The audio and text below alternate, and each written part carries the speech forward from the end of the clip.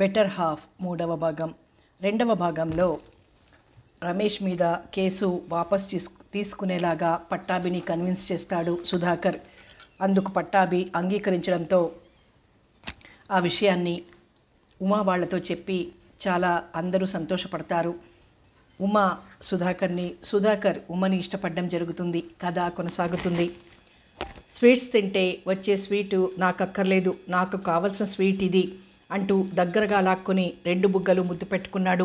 అబ్బా ఊరుకోండి, అమ్మ చూస్తుంది అంది సిగ్గుపడుతూ. మరోసారి 2 బుగ్గలు ముద్దు పెట్టుకొని అప్పుడు వదిలాడు సుధాకర్. మెల్లగా లోపలికి వెళ్ళి 2 మిఠాయి ఉండలు, కాస్త కారపూస, కాఫీ తెచ్చిచ్చింది సుధాకర్కి.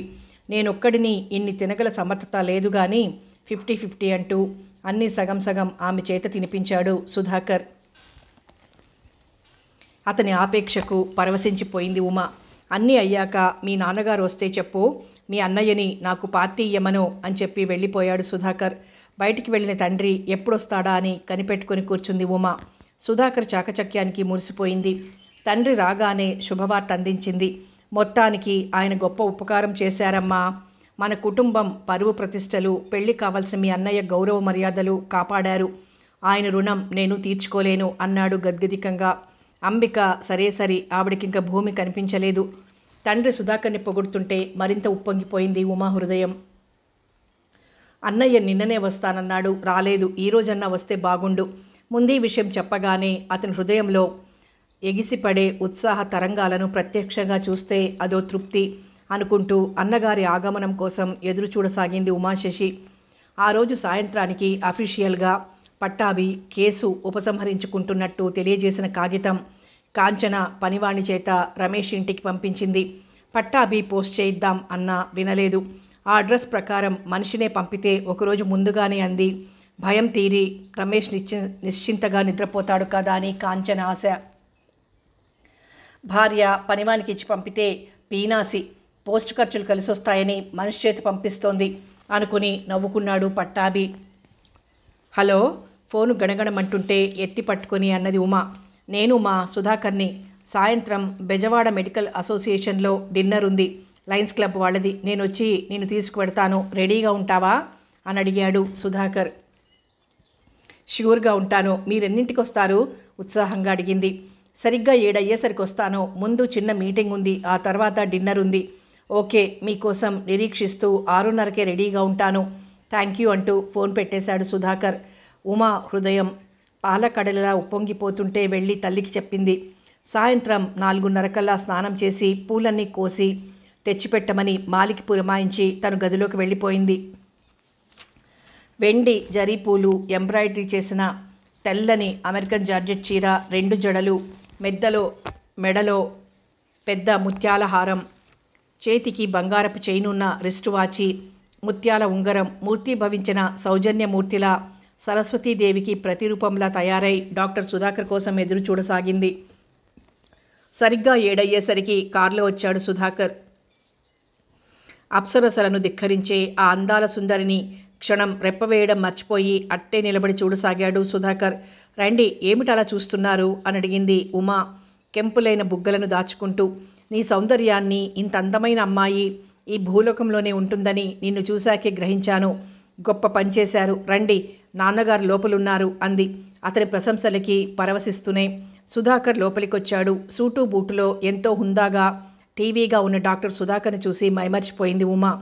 ఆమె కాదు, గౌరీపతి కూడా. రండి అంటూ ఎంతో వినయంగా ఆహ్వానించాడు. మీ అమ్మాయిని మా లయన్స్ క్లబ్ మీటింగుకు, డిన్నర్కు తీసుకువెడుతున్నాను. అక్కడ అందరినీ చూపిస్తాను అన్నాడు సుధాకర్. అలాగే బాబు అన్నాడు మందహాసం చేస్తూ. రండి ఉమాగారు, అవతల టైం అయిపోతుంది అంటూ నవ్వాడు ముందుకు దారి తీస్తూ. ఉమా అతని వెనకే చెప్పులు వేసుకుని వచ్చింది. ఆ ఇద్దరిని చూస్తూ ముచ్చట పడింది అంబిక. ఈడు జోడు చక్కగా ఉంది, ఆ అబ్బాయి ఉమని చేసుకుంటాడేమో అడగండి అంది అంబిక. నేను అదే అనుకుంటున్నాను, అతనేమన్నా అంటాడేమో. ఈ ప్రస్తావన తీసుకొస్తే 4 రోజులు ఆగుదాం అన్నాడు. చిన్నవాడు కుర్రవాడు అతనేం చెబుతాడండి, వాళ్ళన్నయ్య రామానుజరావు గారిని అడగండి అంది సలహా ఇస్తూ. అడుగుదాం, ముందు వీళ్ళిద్దరి అభిప్రాయం రాబట్టని. ఆ మాట ఏమీ సంతృష్టి కలిగించలేదు అంబికకు. ఆవిడకింత గొప్ప సంబంధం ఎక్కడ తప్పిపోతుందో అని మహా దిగులుగా ఉంది. మీన మేషాలు లెక్క పెడుతున్నట్టు నాంచుతున్న భర్తని చూసి ఒళ్ళు మండినా చేసేదేం లేదు కనుక రుసరుసలాడుతూ వంటగదిలోకి వెళ్ళింది. అది గమనించి దీనికంతా తొందర, అన్ని క్షణాల మీద జరిగిపోవాలంటుంది. ఓ మంచి రోజు, తిది, వారం ఏమీ అక్కర్లేదు అనుకున్నాడు చిరాగ్గా గౌరీపతి.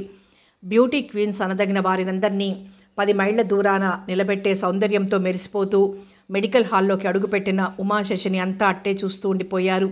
తల వంచుకున్న ఉమా గుర్తించకపోయినా డాక్టర్ సుధాకర్ మాత్రం చక్కగా గుర్తించాడు. అతని ముఖంలో ఒక గర్వవీచిక కదలాడింది. డాక్టర్ సుధాకర్ వచ్చిన 5 నిమిషాలకు మీటింగ్ ప్రారంభమైంది. డాక్టర్ సుధాకర్ తన పక్కనే కూర్చోబెట్టుకున్నాడు ఉమని. అందరినీ ఉమకి సన్నగా పరిచయం చేశాడు. తన పక్కనున్నప్పుడు సభ పూర్తయింది. ఇంకా డిన్నర్ ప్రారంభించబోతుంటే అడిగాడు మరో ప్రముఖ వైద్యుడు, శ్రీరామ్, నీ ఉడ్బీనా అని. సుధాకర్ మందహాసం చేశాడు. ఉమా సిగ్గుపడింది. ఆ రెండు చూసి అయి ఉంటుందని నిర్ధారించుకున్నాడు శ్రీరామ్. డిన్నర్ పూర్తి అయింది. మా సుధాకర్ని ఓ కంట గమనిస్తుండమ్మా, లేకపోతే ఏ భామైనా లాక్కుపోగలదు అంటూ మందహాసం చేశాడు శ్రీరామ్ వీడ్కోలు చెబుతూ. సుధాకర్ ఉమని తీసుకుని మెల్లగా బయటికొస్తూ ఎవరూ గమనించకుండా మెల్లగా భుజం మీద చేయి వేసి, శశి, 9 కూడా అవ్వలేదు ఇంకా, కాసేపలా షైర్కి వెళ్ళొద్దామా అని అడిగాడు. ఎక్కడిదాకా అంది ఆశ్చర్యంగా. ప్రకాశం బ్యారేజ్ వరకు. అబ్బా, చలేస్తుందేమో. ఎవరికి, నీకా నాకా అని అడిగాడు కొంటెగా. అన్నీ చిలిపి మాటలే అంటూ నవ్వింది ఉమా. ఇంతకీ వస్తావా రావా? వస్తాను అంటూ కారులో కూర్చుంది. కారు కృష్ణా బ్యారేజ్ వైపు బయలుదేరింది. కిళ్ళి వేసుకున్న పెదవులు ఎర్రబడి చిరునవ్వుతో మెరిసిపోతుంటే తన పక్కనే కూర్చున్న కుందనపు బొమ్మని చూసి వివసమైపోతున్నాడు సుధాకర్. కారు తిన్నగా బ్యారేజ్ చేరింది. పైన వెండి వెలుగులతో వినీలాకాశంలో యథేచ్ఛగా విహరిస్తున్న వెన్నెల రేడు, కృష్ణవేణి చల్లదనాన్ని నింపుకొని మేనును తాకిపోతున్న చల్లని గాలి, ఏదో ఒక విధమైన భావోద్వేగం నిండిపోయింది ఉమా మనసులో. ఆ వెన్నెల వెలుగులో కరిగిన వెండిలా మెరుస్తున్న నీళ్లు, నిశ్శబ్దత, ఆ పరిసర ప్రాంతమంతా, దూరంగా నల్లగా గంభీరంగా నిలబడిన సీతానగరం కొండ, ఆ వాతావరణమే మత్తు కొలుపుతోంది. ఉమా, ఏమిటంత మౌనంగా ఉన్నావు? ఏముంది, ఏమీ లేదు, ఇవన్నీ చూస్తున్నానంతే. ఇవన్నీ చూస్తుంటే నీకేమనిపిస్తోంది? ఈ టైంలో ప్రకృతి అందచందాలను కనులకు కనిపించేట్టు తీసుకొచ్చిన మీకు థ్యాంక్స్ చెప్పాలనిపిస్తోంది. మొత్తానికి గడుసుదానివి నవ్వాడు సుధాకర్. నా ముఖం నా గడుస్తనం గురించి చెప్పాలి. కడవంత గుమ్మడికాయ కత్తిపీటకు లోకువని మీ మాటల ముందు నావి ఏ మూలకి? ఆ మాటకు మళ్ళీ నవ్వాడు సుధాకర్. ఉమా, నిన్నిక్కడికి ఎందుకు తీసుకొచ్చానో తెలుసా? గాలికి ఎగిరే ముంగురులు సవరిస్తూ అడిగాడు సుధాకర్. మీరు చెప్పందే అంది ఎగిరిపోతున్న పమిటను సర్దుకుంటూ. ఆ పమిట కొంగు గట్టిగా పట్టుకుని ఆపాడు సుధాకర్.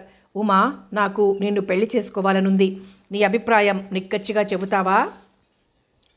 ఆ మాటకి ఎక్కడలేని ఆనందం, సిగ్గు రెండూ ఉప్పెనలా వచ్చేశాయి ఉమాశశికి. దరహాసిత వదనంతో తలవంచుకున్న ఉమాశశినే క్రీగంట గమనించి ఆమె 2 భుజాల మీద చేతులు వేసి, నీకు ఇష్టమేనా అని అడిగాడు మళ్ళీ. ఇష్టమేనన్నట్లు తల ఊపింది ఉమా. సిగ్గుతో మరింత నేల కంటుకుపోతున్నట్టు తలవంచుకుని ఆమె అంగీకారం రావడమే తడువు ఆనంద సాగర తరంగాల్లో మునిగిపోతూ అది బ్యారేజ్ అన్నమాటే విస్మరించి ఆమెను దగ్గరికి లాక్కున్నాడు సుధాకర్. వదలండి, ఏమిటిక్కడ అంటూ కంగారుగా చేతులు వదిలించుకుంది. ఉండు, నెట్టివేయకు, ఒక్కసారి ముద్దన్నా పెట్టుకొని అంటూ 2 బుగ్గలు ముద్దు పెట్టుకొని వదిలాడు. ఉమా, ఆలస్యం అమృతం విషం అన్నట్టు ఈ పూటే మీ నాన్నగారితో మాట్లాడదామా అని అడిగాడు. మాట్లాడండి మెల్లగా జవాబిచ్చింది. చల్లని గాలి బాగా తగులుతుంటే ఉమా వెళ్ళిపోదాంరా అంటూ ఆమె నడుం చుట్టూ చెయ్యి వేసి నడిపించుకొని కారు దాకా తీసుకొచ్చాడు సుధాకర్. కారులో 10 నిమిషాల్లో గౌరీపతి ఇంటి గుమ్మం ముందు ఆపాడు సుధాకర్. ఇద్దరూ ఒకసారే లోపలికొచ్చారు. గౌరీపతి, అంబిక ఇంకా నిద్రపోకుండా ఉమా కోసమే ఎదురు చూస్తున్నట్లు వరండాలో సోఫాలో కూర్చునున్నారు. ఇంకా నిద్రపోలేదా అంటూ లోపలికి వచ్చిన సుధాకర్ని రండి అంటూ ఎంతో ఆప్యాయంగా ఆహ్వానించాడు గౌరీపతి. అతను సోఫాలో కూర్చున్నాడు. ఉమా తన గదిలోకి వెళ్ళిపోయింది. అంతా బాగా జరిగిందా బాబు అని అడిగాడు గౌరీపతి. చక్కగా జరిగాయి అంటూ ఓ నిమిషం ఆగి, ఉమను నేను పెళ్లి చేసుకోవాలనుకుంటున్నాను. సుధాకర్ నోటి వెంట ఆ మాట రావడమే తడువు. గౌరీపతి, అంబికలకు ఎక్కడలేని సంతోషం కలిగింది. మేము నిన్నదే అడగాలనుకుంటున్నాం బాబు అంటూ పట్టరాని ఆనందంతో సుధాకర్ చెయ్యి పట్టుకున్నాడు గౌరీపతి. లైన్ క్లియర్ అయినందుకు సుధాకర్కి తండ్రి ఏమంటాడో నన్న భయంతో గదిలో చెవులు రిక్కించుకొని వింటున్న ఉమకి ఎక్కడా పట్టపగ్గా లేకుండా పోయాయి. అప్పటికప్పుడే ఉమ అద్దంలో చూసుకుంటూ భరతనాట్యంలోని 4 అడుగులు వేసింది. సన్నగా కూనిరాగం తీసింది. తనంతనే ముద్దు పెట్టుకుంది. వరండాలోని కాబోయే శ్రీవారికో 10 స్వీట్ కిస్లు అక్కడి నుంచే పంపింది. మంచి రోజు చూసి మీ అన్నయ్య గారితో మాట్లాడతాను అన్నాడు గౌరీపతి. అలాగే మాట్లాడవచ్చు. మరో విషయం, పెళ్లికి ముందు మద్రాసులో మహిళా మండల్లో టీచర్గా పనిచేస్తున్న మా అమ్మగారికి ఉమని చూపించాలి. అందుకు మీరు ఒప్పుకోవాలి. మీ అమ్మగారా అన్నాడు ఆశ్చర్యంగా. అవును, కొడుకుల సంపాదనపై ఆధారపడటం ఇష్టం లేక మా అమ్మగారు తను కూడా విద్యావతే కనుక అక్కడ ఉద్యోగం చేసుకుంటున్నారు. ఆవిడికి తీసుకువెళ్ళి చూపిస్తాను. చూపించండి, దానికేమీ అభ్యంతరం లేదు. కానీ ఆవిడనే ఇక్కడికి పిలిపించరాదా? అందరినీ చూసి పెడుతుంది అన్నాడు గౌరీపతి. పెళ్లికి ఎలాగో రప్పిస్తాను, కానీ మా అమ్మగారికి నేను వెనక ఒక మాట చెప్పాను. నేను పెళ్లాడబోయే పిల్లని నీకు తెచ్చి చూపిస్తాను అని. ఆ మాట నిలబెట్టుకోవాలి అన్నాడు సుధాకర్ శశి కోసం కలియజూస్తూ. అయితే సరే, రేపు ఎల్లుండి అష్టమి నవములు, దశమో ఏకాదశో బయలుదేరండి అన్నాడు గౌరీపతి. అలాగే అని ఉమా అని పిలిచాడు సుధాకర్. చిటికలో వచ్చేసింది ఉమా శశి. 2 రోజుల్లో మనం మద్రాసు వెళ్ళాలి, రెడీగా ఉండు. ఎన్నాళ్ళుంటాం? ఎన్నాళ్ళు ఎందుకు, ఒక్కరోజు చాలు. ఇక్కడ మళ్ళీ నా పేషెంట్లు ఏమవుతారు? సాయంత్రం పెందరాడే భోజనాలు చేసి కారులో వెళ్ళామంటే తెల్లారేసరికి అక్కడ ఉంటాం. మళ్ళీ రాత్రికి బయలుదేరితే తెల్లారేసరికి ఇక్కడ ఉంటాం అన్నాడు సుధాకర్. అలాగేనన్నట్లు తల పంకించింది ఉమా. మరి వెడతానో అంటూ లేచాడు సుధాకర్. అతన్ని సాగరంపడానికి గేటు దాకా వచ్చింది ఉమా. మెత్తని ఆమె చేతిని సున్నితంగా నొక్కి గుడ్ నైట్ శశి, హాయిగా కలలు కంటూ నిద్రపో అన్నాడు ఆప్యాయంగా. అలాగే మీరును. మళ్ళీ మీరు ఎప్పుడు కనిపిస్తారు దిగులుగా అడిగింది. నీ ఇష్టం, నువ్వు ఎప్పుడు రమ్మంటే అప్పుడే. అయితే రేపు రండి. ఓఎస్, ఆసుపత్రి మూసి ఇంటికి వెళ్ళిపోతూ రానా అని అడిగాడు మృదువుగా ఉన్న ఆమె చెంపలను సున్నితంగా రాస్తూ. మర్చిపోకుండా రండి అంది. అలాగే అంటూ కారు దాకారా అన్నాడు మెల్లగా. వచ్చింది ఉమా. కారు ఎక్కబోతూ ముద్దు పెట్టుకొని లోపలికి వెళ్ళిపో అన్నాడు నవ్వుతూ. ఉమా కెంపులైన బుగ్గలను దాచుకుంటూ చెయ్యూపింది. కారు స్టార్ట్ చేశాడు సుధాకర్. మెల్లగా లోపలికొచ్చింది. కూతురి అదృష్టానికి మురిసిపోతూ గౌరీపతి, అంబికలు వివాహం గురించిన చర్చల్లో మునిగిపోయారు. అది గమనించి నవ్వుకుంటూ తన గదిలోకి వెళ్ళిపోయింది ఉమా. సుధాకర్ అబ్బా, చివరికి తననే చేసుకుంటానన్నాడు. ఏ అదృష్టవంతురాలు అతన్ని పొంది ధన్యమవుతుందో అన్న ఆందోళనతో బాధతో విలవిల్లాడిన తనకు చివరికి అతను తనకే దక్కుతున్నాడు. ఏం టీవీ, ఏం అందం, ఏం చాతుర్యం, ఎంత రసహృదయం. ఆయనకి ఏ విధంగానూ లోపం లేదు.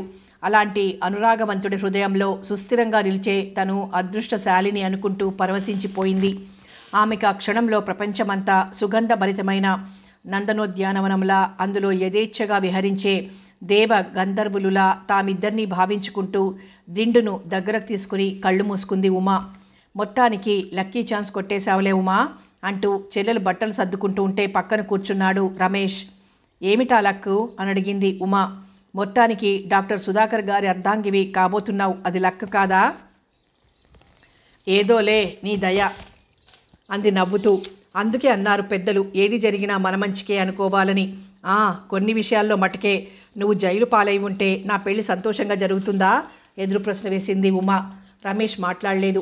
కాంచనా వాళ్ళి ఊరు నుంచి వెళ్ళి మద్రాసులో స్థిరపడ్డారట అంటూ లేచి తన గదిలోకి వెళ్ళిపోయాడు రమేష్. పాపం, ఇంకా అన్నయ్యకి కాంచన మీద మోజు తగ్గలేదు అనుకుంటూ సూట్ కేసుకి తాళం నొక్కి బయటకొచ్చింది ఉమా. ఆ రోజే తమ మద్రాసు ప్రయాణం కనుక ఆ హడావిడిలో ఉంది ఉమా. అన్నగారి మాటలేవి సరిగ్గా వినిపించుకోనే లేదు ఉమా. సరిగ్గా 7:30కి ఆసుపత్రి మూసి కారులో తన బట్టలున్న బ్రీఫ్ కేస్ పెట్టుకొని ఉమా ఇంటికొచ్చాడు డాక్టర్ సుధాకర్.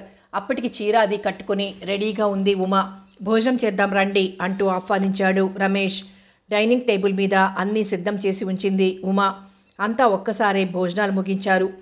ఇదిగో ఉమా, మీ అత్తగారి దగ్గర చాలా వినయంగా మసలుకో అంటూ 10 సార్లు హెచ్చరించింది అంబిక. తల్లి చాదస్తానికి నవ్వుకుంటూ కారులో కూర్చుంది ఉమా.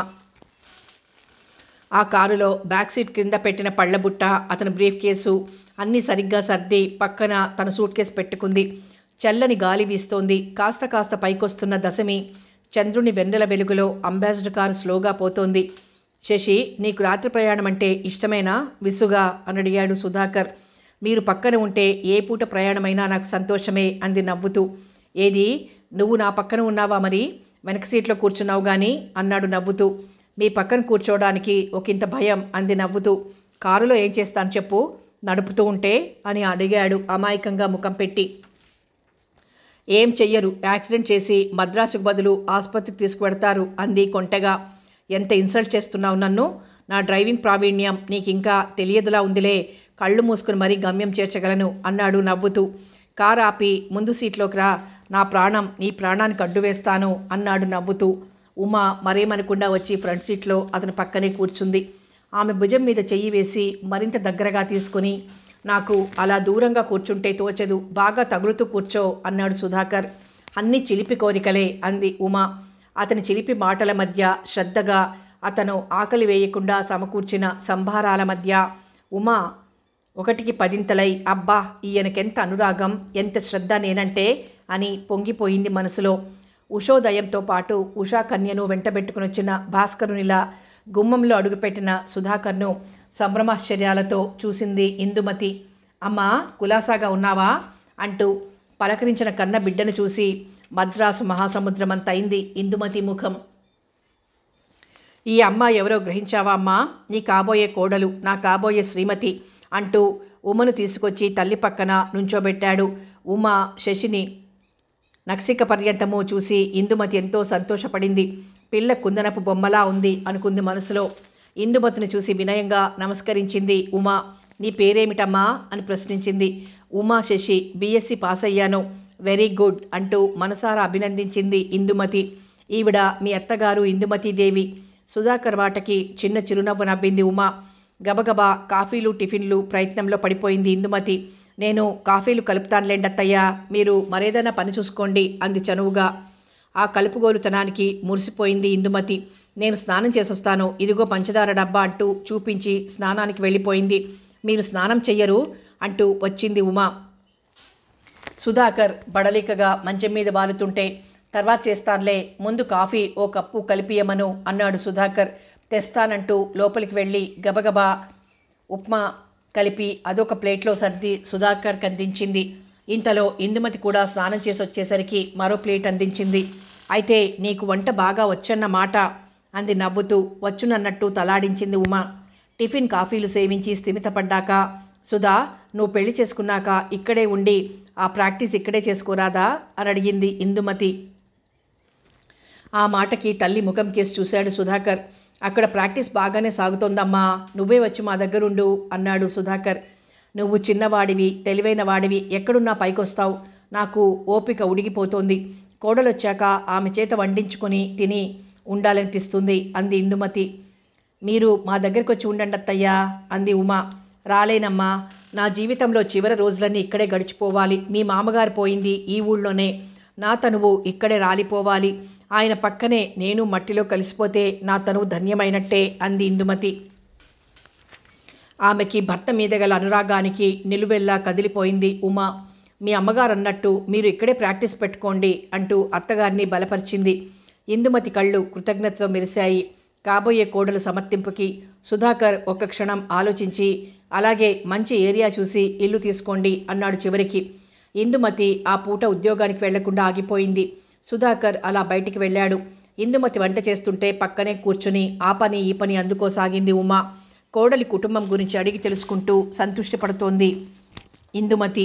అమ్మా ఉమా, నీకు ఒక మాట చెబుతాను, మనసులో పెట్టుకో. సుధది చాలా సున్నితమైన మనస్సు, చిన్న విషయాలకే చిన్నబుచ్చుకుంటూ ఉంటాడు. నేను ఎన్నోసార్లు పెళ్లి చేసుకోమన్నాను. ఇక్కడ ఎంబీబీఎస్ చదువుతున్నప్పుడే బాబు చుట్టూ ఆడపిల్లలు తిరుగుతూ ఉండేవారు. వాడు వాళ్లతో సినిమాలు షికార్లు అంటూ తిరుగుతుంటే నేను, ఒరేయ్, ఎవరినైనా పెళ్లి చేసుకో, అనవసర స్నేహాలు ఆడపిల్లలతో పెంచుకోకు అని చాలాసార్లు హెచ్చరించాను. అందులో నచ్చిన పిల్లని తీసుకొచ్చి నాకు చూపించు అని కూడా చెప్పాను. దానికి నీకెందుకమ్మా తొందర, వీళ్ళంతా పెళ్లి కోసం భ్రమపడే మనుషులు కారులే. నీ కోడల్ని నేను నీకు చూపించే చేసుకుంటాను. ఇంటికి తెచ్చిన అమ్మాయే నా భార్య, ఆమెని తప్పించి మరెవరిని తీసుకురాను అని చెప్పాడు. ఉదయం నిన్ను గుమ్మంలో చూసినప్పుడే అనుకున్నాను, నా కొడుకుకు అన్ని విధాలా తగిందానివి నువ్వే అంది తల నిమురుతూ. అందం, చందం, విద్య, ధనం అన్నీ ఉన్న సుధాకర్ చుట్టూ ఆడపిల్లలు తిరగడంలో ఆశ్చర్యం లేదు. నవ్వుకుంది ఉమా. మా వివాహానికి రారా అంది ఉమా శశి మాట మారుస్తూ. వస్తాను, ఆ టైంకి వస్తాను, అక్షింతలు వేస్తాను, ఆ వెనువంటనే వెళ్ళిపోతాను. మీరు కాపురానికి ఇక్కడికి వచ్చే వరకు కళ్ళు కాయలు కాసేలా ఎదురు చూస్తాను అంది నవ్వుతూ. ఉమాశశి ఆమె చెప్పేదంతా శ్రద్ధగా వినడం తప్ప ఏమీ అనలేదు. ఏమనాలన్నా కొత్త, పైగా అత్తగారయ్యే. సుధాకర్ మరో అరగంటకి వచ్చాడు. భోజనాలు అయ్యాక సుధాకర్ ఒక పక్క, ఉమా ఒక పక్క హాయిగా నిద్రపోతే ఇందుమతి మాత్రం కొడుకుకి ఇష్టమని జంతికలు, కారపూస, రాత్రి ప్రయాణంలో తింటారని కాస్తంత మైసూర్ పాకం అన్నీ చేస్తూ కూర్చుంది. 3:30కి నిద్రలేచిన ఉమా వంటగదిలోంచి గుమగుమ వాసన వేస్తుంటే చటుక్కున వచ్చింది. అన్నీ పక్కన పెట్టుకొని ఒక్కొక్కటే చేసి పడేస్తున్న ఇందుమతిని చూసి, అంత పని మీరే చేసుకుంటున్నారు, నన్ను లేపకపోయారా అంది పక్కనే కూర్చుంటూ ఉమా. పర్వాలేదులే, రాత్రంతా నిద్ర లేకుండా కారులో పడి ప్రయాణం చేసి వచ్చారా? మళ్ళీ రాత్రికి నిద్ర ఉండదా? ఆ మాత్రం నిద్ర లేకపోతే మళ్ళీ తెల్లారి లేవలేరు అంది ఇందుమతి. ఇద్దరు మిగిలిన పని పూర్తి చేశారు. ఇంతలో నిద్రలేచాడు సుధాకర్. అతనికి సబ్బు, టవల్ అన్నీ అందించింది ఉమా. తన కాబోయే భార్యామణి ప్రేమకు ఎంతో ముచ్చటపడ్డాడు సుధాకర్. సన్నని అంచుతో పెయింటింగ్ చేసిన గులాబీ రంగు రూబీ వాయిల్ చీరలో రోజా పుష్పంలా ముస్తాబైంది ఉమా.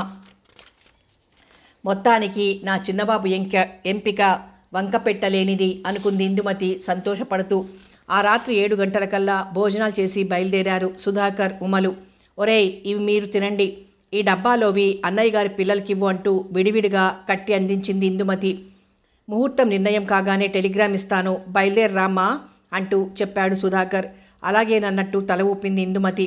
సుధాకర్, ఉమా ఇద్దరూ వెళ్ళిపోతుంటే గుమ్మంలో నిలబడి చూడసాగింది ఉమా. గుమ్మంలో నిలబడి చూడసాగింది ఇందుమతి. కారు కదిలిపోయింది. ఏ ఆడపిల్లలతో స్నేహాలు చేసినా, ఎలా ఏడ్చినా, ఇప్పుడు మాత్రం నిక్షేపం లాంటి పిల్లని ఎన్నుకున్నాడు. ఏ కాని కులస్తురాల్ని కట్టుకుంటాడో అని ఇంతకాలం మనసులో పీకుతూనే ఉంది. ఇప్పుడు ఇంకా ఏ బాధ లేదు. కులం, గోత్రం, వంశం అన్నీ ఢోకా లేని ఇంటి పిల్లనే ఎన్నుకున్నాడు. తన దిగులు తీరి అతనిక్కడికే వచ్చుంటే ఇంకా కావలసిందేముంది అనుకుంది తేలిగ్గా నిట్టూరుస్తూ. మీ అమ్మగారు ఏమంటారో అని భయపడ్డాను అంది కారులో కొంచెం దూరం వచ్చాక ఉమా.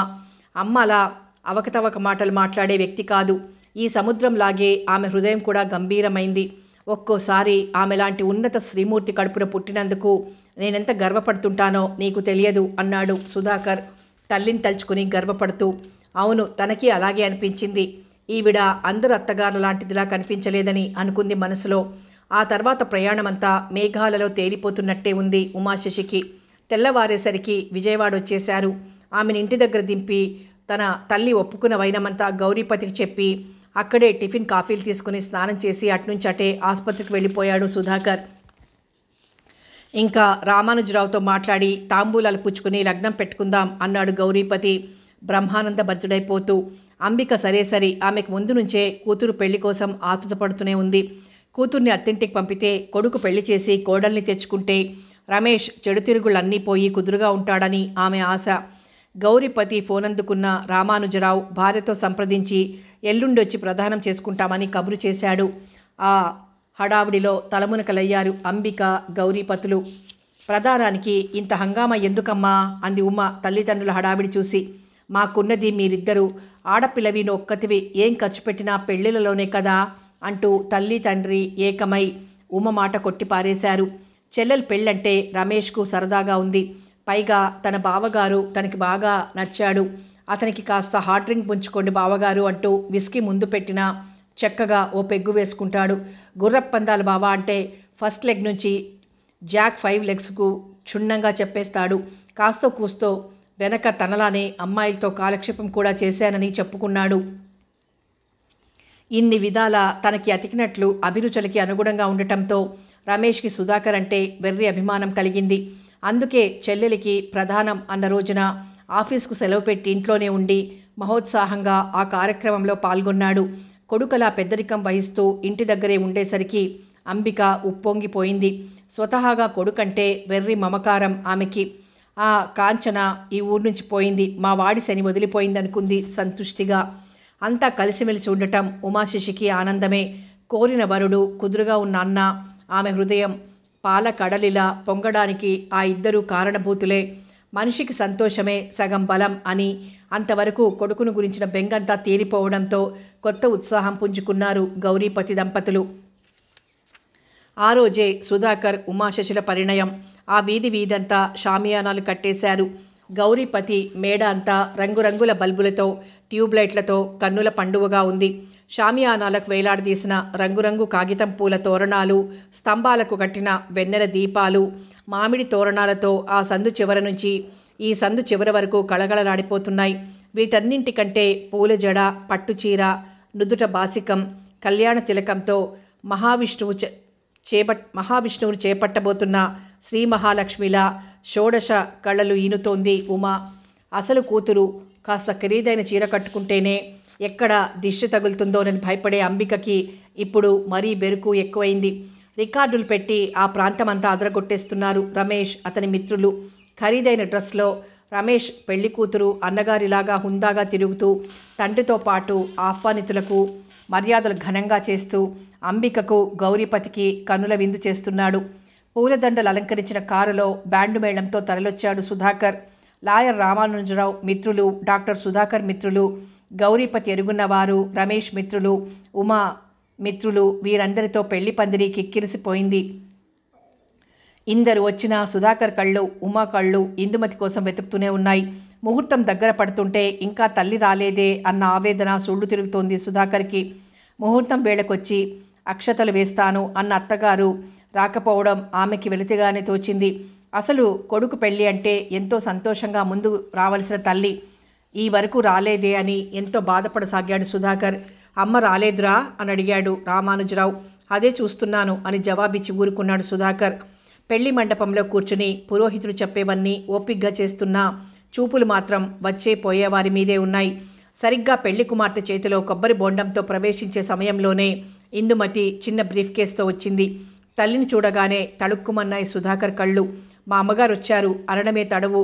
గౌరీపతి, అంబికలు ఒక్కంగలో ఇందుమతిని చుట్టుముట్టారు. ముందు కొడుకు దగ్గరికి వెళ్ళి పలకరించి అక్కడే కుర్చీలో కూర్చుంది ఇందుమతి. అక్కడికే క్షణాల మీద టిఫిన్ ప్లేట్లు వచ్చాయి. అవి తింటూ వివాహమంతా చూస్తోంది. ఇప్పుడు అమ్మ రావడం అంటూ వచ్చాడు రామానుజరావు. సరిగ్గా సమయానికే గదరా వచ్చింది అంటూ నవ్వింది ఇందుమతి. నీదంతా మరీ చాదస్తాం. ఓ 2 రోజులు సెలవు పెడితే ఏమైంది అని అడిగాడు రామానుజరావు. ఏదోలే, ఎలాగో ఇంకా ఈ ఏటితో రిటైర్ అవనే అవుతున్నాను, ఇంకా ఊరికే సెలవులెందుకు పెట్టడమని చిదిమి దీపం పెట్టుకునేట్టున్న ఉమాశశి అందానికి ఇందుమతి ముగ్ధురాలైంది. సుధాకర్ సరే అతనికి ఆ పీటల మీద ఉమాశశి దర్శనమిచ్చిన దగ్గర నుంచి మతి పోయిందనే చెప్పాలి. కొందరిని ప్రత్యేక శ్రద్ధతో మలుస్తాడా విధాత అనుకున్నాడు మనసులో. అలా ప్రత్యేకంగా సృష్టించి తనకే కానుకగా ఇచ్చిన ఆ భగవంతుడికి ధన్యవాదాలు చెప్పుకున్నాడు. 3 ముళ్ళు వేసి ఉమని తన స్వంతం చేసుకున్నాడు సుధాకర్. డాక్టర్ సుధాకర్ అర్ధాంగినయ్యానని పొంగిపోయింది ఉమ. తలంబ్రాలు పోసుకుంటున్న కొడుకును, కోడల్ని ముచ్చటగా చూడసాగింది ఇందుమతి. కొడుకు చెయ్యందుకుని అతని వెనకే అగ్నికి ప్రదక్షిణం చేస్తున్న వారిద్దరినీ చూస్తూ ఈడు జోడు బాగా కుదిరిందనుకుంది. ఫోటోలు, పటాసులు, గోల్డ్ స్పాటు, సీసాల గలగలలు అన్నీ ముగిసి భోజనాల ఏర్పాటు జరిగింది. మెల్లగా తను తెచ్చిన గొలుసు ఉమా మెడలో వేసింది ఇందుమతి. కొడుకుకు 500 ఇచ్చి నీకు నచ్చిన సూట్ కుట్టించుకో అంది. తల్లి కోసం కొన్నవన్నీ ఆమె బ్రీఫ్ కేసులో తనే సర్దాడు సుధాకర్. 1116 ఇందుమతికిచ్చి నమస్కరించాడు గౌరీపతి. ఇందుమతి వద్దని వారించినా వినలేదు. ఆమె కోసం కొని ఉంచిన తెల్లని మైసూర్ సిల్క్ చీర ఉమకు అందించింది. అత్తగారికి వద్దమ్మా అన్నా వినలేదు. భోజనాలు అయ్యాక మిగిలిన వివాహ తంతు ముగించారు. ఇంక వెడతానంటూ కూర్చుంది ఇందుమతి. భార్యను తీసుకుని ఆమె కాళ్లకు నమస్కరించాడు సుధాకర్. ఇద్దరినీ చెరో పక్కన చేర్చుకుని కన్నీళ్లు పెట్టుకుంది ఇందుమతి. తండ్రి గుర్తొచ్చిన సుధాకర్ కళ్ళు చెమ్మగిల్లాయి. తన తండ్రికి తనంటే అమిత ముద్దు, తన పెళ్లికి లేకుండా పోయాడని మనసులోనే పరితపించాడు. ఇందుమతి ఎంతోసేపు అలా రోదిస్తూనే ఉంది. తల్లి దుఃఖానికి కారణం తేలిగ్గానే ఊహించిన సుధాకర్ తనకి ఆగని దుఃఖం వచ్చినా నిభాయించుకుని ఊరుకోమ్మా, మనసు సంభాళించుకో, మనకి జీవితాంతం కుమిలిపోయే దుఃఖాన్ని పెట్టాడు భగవంతుడు అన్నాడు ఓదార్పుగా. ఇందుమతి కళ్ళు తుడుచుకొని మీరిద్దరూ పచ్చగా 10 కాలాలు పిల్లా పాపలతో వర్ధిల్లండి అంటూ ఆశీర్వదించింది. వస్తాను నాయనా, అమ్మా శశి వస్తాను అంటూ ఎవరి మాట వినిపించుకోకుండానే బయలుదేరింది. ఆమెతో పాటు బయటకొచ్చాడు సుధాకర్. నాయనా, ఇల్లు చూశాను, సాధ్యమైనంత త్వరలో శశిని తీసుకుని కాపురం పెట్టు మద్రాసులో. నీ ప్రాక్టీసు అక్కడికి తరలించు, నా చివరి కోరిక అదే అంటూ కన్నీళ్లు పెట్టుకున్న తల్లిని చూసి కదిలిపోయాడు సుధాకర్. అలాగేనమ్మా, నీ కోరిక మేరకు నేను అక్కడే కాపురం పెడతాను అన్నాడు చేతిలో చేయి వేస్తూ. మంచిది రాయనా, నీకు ప్రాక్టీస్తో వచ్చే ఆదాయం తప్ప కుటుంబం గడవదన్న భయం లేదు, అంచేత కొత్త చోటని సందేహించకు, నేను నా డబ్బు నీకే ఇస్తాను అంది ఇందుమతి. పర్వాలేదమ్మా, సాధ్యమైనంత వరకు అక్కడ గవర్నమెంట్ హాస్పిటల్లో చేరేందుకే ప్రయత్నిస్తాను, ఆ తర్వాతే క్లినిక్ తెరవచ్చు, దానికంత తలబద్దలు కొట్టుకోవడం దేనికి అన్నాడు సుధాకర్ ఓదార్పుగా. ఆ మాటతో మనస్సు శాంతించింది ఇందుమతికి. ఇంతలో రామానుజరావు వచ్చాడు. వెళ్ళొస్తాన్రా, ఏది మీ ఆవిడ అని అడిగింది. వాళ్ళంతా అప్పగింతల సన్నాహంలో ఉన్నారు, నువ్వు కూడా ఉండరాదా అన్నాడు రామానుజరావు. వద్దులేరా, మీరు చేసుకుని అమ్మాయిని గృహప్రవేశానికి తీసుకువెళ్ళండి అంటూ అటుగా ఓ ఖాళీ రిక్షా పోతుంటే ఎక్కి వెళ్ళిపోయింది ఇందుమతి. ఒంటరిగా వెళ్ళిపోతున్న తల్లిని చూసి బాధపడుతూనే వెనుదిరిగాడు సుధాకర్. ఆవిడ అలా అర్ధాంతరంగా ఎందుకు వెళ్ళిపోయింది అర్థం కాక తికమక పడ్డారు గౌరీపతి దంపతులు. పోనీ ఆమెకిష్టం లేని పెళ్ళ అంటే ఆవిడ మనస్ఫూర్తిగా అంగీకరించింది. తాము వచ్చిన దగ్గర నుంచి ఆవిడని నెత్తిన పెట్టుకునే చూశారు, కానీ మర్యాద లోపం కూడా ఏమీ చేయలేదు అనుకుంటూ మనసులోనే కాసేపు బాధపడ్డారు. అప్పగింతలయ్యాక గృహప్రవేశానికి తమ ఇంటికి తీసుకొచ్చారు రామానుజరావు దంపతులు. అక్కడ సత్యనారాయణ వ్రతం వైభవంగా చేసుకున్నారు. ఆ రోజు రాత్రి డిన్నర్ ఇచ్చారు. ఆ మర్నాడే ఒక్క నిద్ర చాలంటూ భార్యతో అత్తవారింటికి వచ్చేశాడు సుధాకర్. శోభనం కూడా మంచిది అంటూ ఆ రోజే ఏర్పాటు చేశారు. ఎగిసిపడే ఆనందోత్సాహాలతో గదిలోకి అడుగుపెట్టాడు సుధాకర్. మరో 10 నిమిషాలకు ఉమని గదిలోకి పంపి అంతా సెలవు తీసుకున్నారు. ఏదో పరధ్యానంగా చేతులు కట్టుకుని కిటికీలోంచి బయటకు చూస్తున్న సుధాకర్ మనోహర రూపాన్ని మైమర్చి చూసింది ఉమ. ఆ పూట అచ్చు అతను బెంగాలీ బాబులా ఉన్నాడు. మైసూర్ సిల్క్ పంచ, అదే లాల్చి, ఎడమ చేతికి పైకి కనిపించేటట్టు పెట్టుకున్న ఖరీదైన వాచి, పాల గ్లాసు బల్ల మీద ఉంచుతూ కాస్త శబ్దం చేసింది ఉమ.